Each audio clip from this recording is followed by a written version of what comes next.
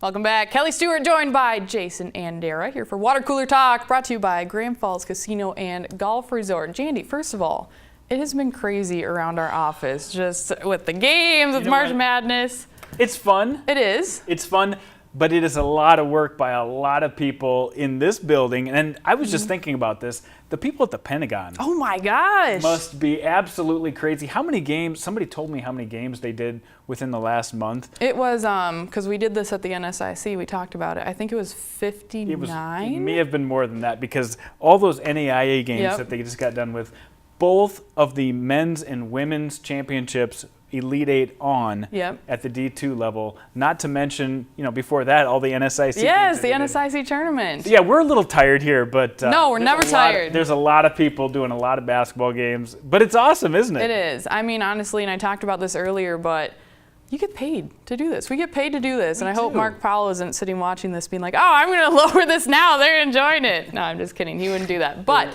anyways, we get paid to do this, and I just think about, when people ask me, and I'm sure you've heard this question before, how did you know you wanted to go into sports reporting or sports broadcasting? And I honestly knew it was like a junior in high school because you look at the games on TV and the March Madness and everything, and the announcers, it's like they are here taking in this game, talking about sports, and they're getting paid for it. Sports! I mean, is that the same way you feel about it? Oh, for sure. I mean, it does get a little grueling when you're doing it day after day after day, and then you just remember, like, a game like last night, for instance, where you've got USD going against Michigan State in overtime, and then on top of that, you get a double overtime game with Northern State. The adrenaline takes care of the rest. So, yeah, there's nothing that tires you out too much to watch some good basketball in March. Exactly. And after a long day, then I'll justify going to Taco Bell on my way home. Exactly. I'll reward myself. Anyways, all right, enough about us. Let's talk about actual important stuff. And we'll start with the NCAA Tournament and the hot topic among women's basketball. And it's every year that this comes up. But everyone says, oh, is UConn good for women's basketball? And you have people on one side that are like, oh my gosh, they're blowing out all the teams. And then you have people on the other side. I know some of those people. Yeah, exactly. And not taking shots, but I think you can see where my head is at. But I think they're great for women's basketball. They are phenomenal. They're so fun to watch. They play an exciting brand of basketball. Yeah, they're awesome. They blow teams out. But at the same time, why would you ever want a team to back off a little bit? Hey, play a little worse, get a little worse. No, everyone else can catch up. Does it get old, though, Kelly? It does get old, yes. Does it get old that every season you can go into the season picking UConn and you're 100% right no matter what? No, not last year. You're right. And you were there. Brings in my next point. Oh my gosh. So yeah, the women's Final Four last year in Dallas. I was there sitting way up in the nosebleeds, but just having the time of my life. But Mississippi State knocks off UConn, and it just shocks the world. It was a Morgan Williams jump shot. She's like 5'6".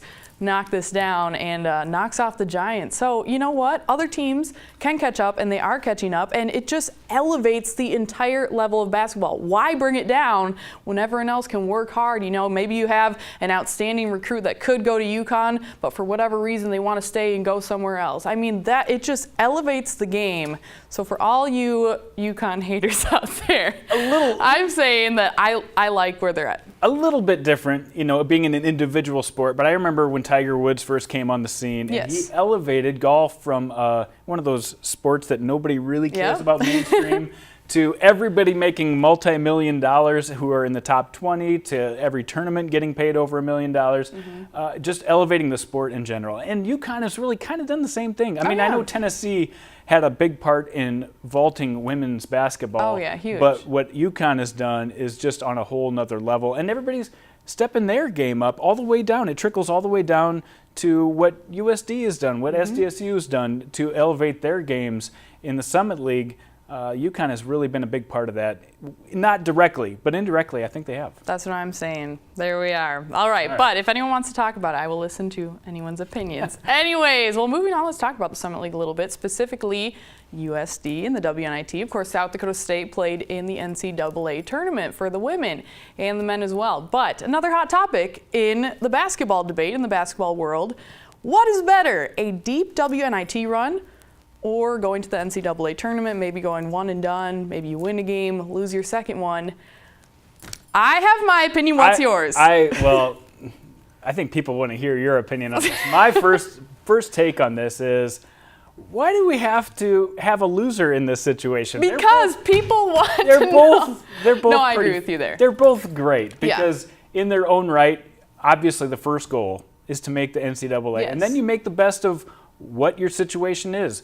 I know that's kind of happy, shiny people talk, but on the other hand, you do want to get down to what's better. And honestly, what's better? You want to make the NCAA tournament. Yes. That's what you want. I agree with that. But tell us yours. Well, you got some time. We got some time. We actually do have a lot of time. Anyways, so talking about it, yes, of course, and I've said this multiple times because this debate has come up, with me, with people in the area, because it's been USD in the WNIT and South Dakota State in the NCAA tournament. And of course, like you said, Jandy, when you write down your goals at the end of the year or at the beginning of the year, you have your team meetings. What do these teams say, especially for a team like South Dakota State, who had a bunch of people coming back, USD, very talented team? Of course, you want to make the NCAA tournament, because what does that mean? It means winning the Summit League championship. It's exciting, and right now we're traditionally a one-bid league in the Summit League, so yes, it means winning that tournament championship and going in. Everyone wants to make the big dance, but then when you don't, you got to deal with it because, you're still playing basketball. And yes, it is Some an teams deal with it differently, don't they, Kelly? Oh, yeah, and I've been on a team, I've been on 2 different teams that have dealt with it differently, and I'll talk about that. But you know what? It's still, at the end of the day, it's an opportunity to continue playing the game you love with your family, basically, your sisters, your teammates, your coaches that have been with you the entire year. And you know what? I didn't know that heading into it after my senior year when we lost in the Summit League Championship to SDSU after our fairy tale season, and then all of a sudden we're going to the WNIT. I was mentally defeated because you set your goals so high and you can achieve them, and then you fall short. And credit SDSU, they had a phenomenal team, and they do every year. Right. But when you go to the WNIT, you know what? It's an opportunity. And once we got that first game out of the way, going against Creighton, it's like, all right, we could maybe do something. And then your energy starts to pick up. But then the thing about the WNIT, you're playing in front of your home crowd most of the time. Thankfully for USD. Yes, that's been the key, I think, is to play in front of your home crowd. Yeah. And that's something, obviously, in the NCAAs, you're not going to be able to continue to do. And you still have that tournament environment, don't you? Oh, yeah, for sure. If anyone was at the Sanford Coyote Sports Center last night, they saw it, and the crowd was a huge part of that game. But, yeah, Dawn Plitzwhite mentioned it in her postgame comments to Elena. She said, I just want to thank our administration, Jim Abbott, everyone for, putting in the bid, because obviously money does go into it, and being able to host these WNIT games. But yeah, money goes into it, fan draw goes into it, region, location goes into it. But yeah, to be able to play in front of your home crowd, of course, you want to be in the big dance. But when you get in that atmosphere and you're knocking off a team there like Michigan State out of the Big Ten, it is absolutely huge. Of course, I got to give credit to SDSU, when we won the WNIT my senior year and they knocked off Miami in the first round, almost beat Stanford and went to the Sweet 16. That's awesome, and that's amazing. But at the same time, it goes back to what we talked about at the beginning. You know what? You really can't say this is way better than that or that's way better than this, because it's 2 entirely different experiences. And when it all comes down to it, these are athletes that have dedicated the majority of their young lives to playing this game they love, getting better at it, and for them to keep playing in any fashion, it's just big. I have a question for you. Okay, bring it. So we're talking WNIT here.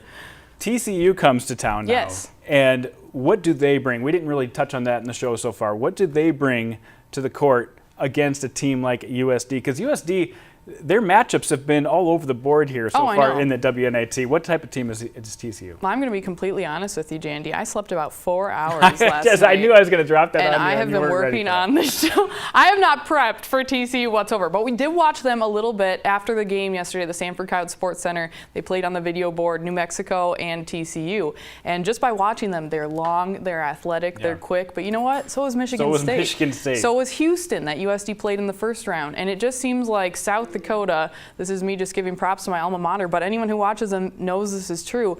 they can play with anyone. And it doesn't matter if, they're going against height or they're going against speed or they're going against physicality. They seem to find a way to counteract whatever they're going against. And Dawn Plitzwite's motto, ever since she came in, is find a way. They did that yesterday. They've done it all throughout the WNIT. So I'll let you guys know a little bit more on TCU maybe in a little bit. But they are athletic. And you know what? To upset New Mexico at New Mexico, that's not an easy task to do because that is a tough place to play, the Pit in Albuquerque. So that was phenomenal. SCSC is a tough place to play. Oh my gosh, yeah. But you're right. They went into New Mexico and won at a place that's very hard to play. The environment's really tough. It's charged with New Mexico fans.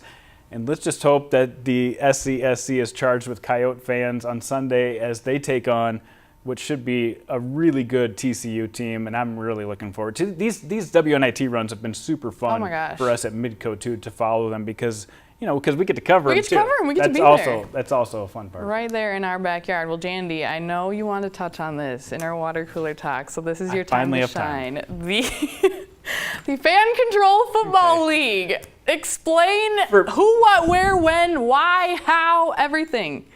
For people who know me, I get excited about some crazy things once in a while. Be true. This could be a very crazy thing, but it gets me kind of excited because what the Fan Control Football League is putting the power of the coach, the GM, the president, the entire organization in the hands of the fans. Give it to the people. So there's a team from Salt Lake City a couple of years ago that decided, you know what, we're gonna try to let the fans make all the decisions. So they put out an app and let their fans make the choice of their team name, the Screaming Eagles. They got to choose out of a pool of potential candidates. They got to choose the coach. They got to choose free agents, which played on their team. So they would put out huddle and YouTube video and let the fans make these choices, which is crazy to me. So they did a proof of concept to make sure this worked. They did this in the IFL, by the way, the same league that the Storm play in the 2017 season. So now that they've proved that this concept worked, they finished third in offense. I didn't even get to this part. They get to make the choices of the plays, Kelly. Absolutely not. Yes, they give them the option of what plays to pick. The fans sitting in the stands and at home can make choices on what play is called. They finished third in the IFL in offense. They chose the free agent that they brought to their team, a rookie quarterback, who made Rookie of the Year in the IFL because they picked him on the team. So this opens up a huge thing. They're going to make a league, a fan-controlled football league where every team is run this way. And I'll tell you what, I got on the waiting list because I found out that you can buy tokens. You can buy tokens, and the more tokens and the better you do on your play calls, the better results you have, the more points you get as a fan, which weighs your vote heavier. This is crazy. Look it up on the internet. The Fan-Controlled Football League. They're having a pre-draft token sale coming up next month. I'm going to be one of the investors, Kelly. I realize that. I'm going to have so much fun with this. This is a 7-on-7 indoor football league. Can I give you my 2 cents? I personally can't wait. Yeah, definitely. Okay, I'm not saying this is you, Jandy, but here's what I'm picturing with this league. When you put the fans in charge, I just picture how many games have you gone to where there's the football expert who apparently coached 20 years in the league out there yelling at the coaches, or you watch TV with someone who is apparently an expert analyst from ESPN that wants to call the plays. Let them. How many experts have we seen like that? So I don't know. I'll give it a shot, Jandy. I'm going to try. We'll follow this me. process through the next couple months and see how it all plays out. Oh my gosh, I don't know how to feel. It's like a copy of the Packers, where they fan zone the league. Anyways, that is all for Water Cooler Talk today. Coming up after the break, David Brown breaks down Northern State's national championship game against Ferris State.